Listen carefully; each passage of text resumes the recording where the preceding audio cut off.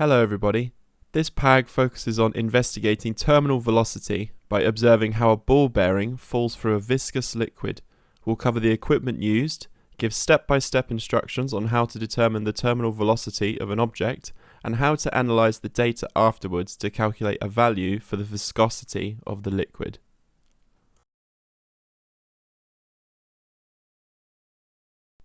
The first method involves dropping a ball through a viscous liquid, ours in this case is washing up liquid, and marking where it has fallen to after specific time intervals.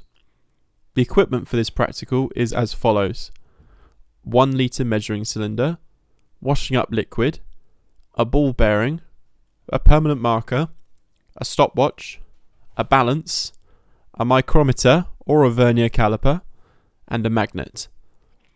Measure and record the mass of the empty measuring cylinder first. Then pour washing up liquid into the measuring cylinder to fill close to the top.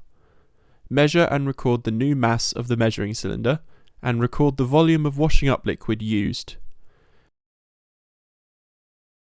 Measure and record the mass and diameter of the ball bearing used as well. These measurements will be important later. Make a mark with the Sharpie at the surface of the washing up liquid and then hold the ball bearing above the measuring cylinder and drop it into the washing up liquid. As soon as it hits the surface of the liquid, start the stopwatch.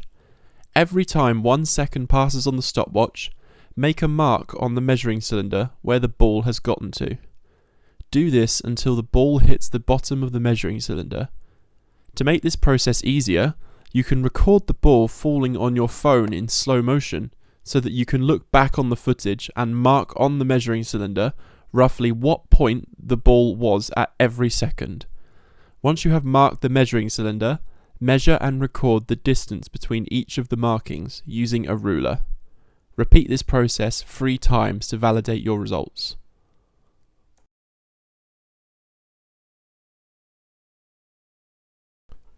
This is an example of the data you could receive for this PAG. Please note I have only taken 1 set of results, but you can repeat this experiment, like I mentioned, in the methods section to obtain a more accurate value for the terminal velocity. Don't forget, when recording your data, to keep to the same number of decimal places and significant figures in each column or in each similar data range. For example, the table above has measurements in meters consistent with 3 decimal places. Put your units in the headings at the top and keep your tables nice and clear with lines to separate each reading.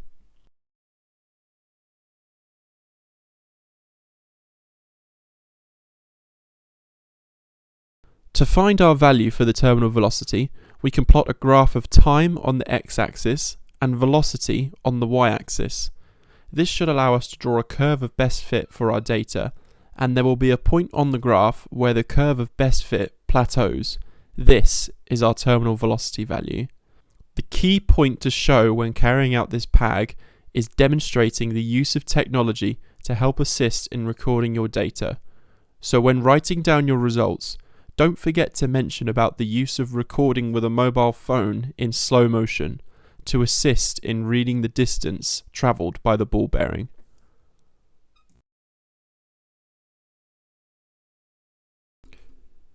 To determine the viscosity of the liquid, we can use the equation shown on screen.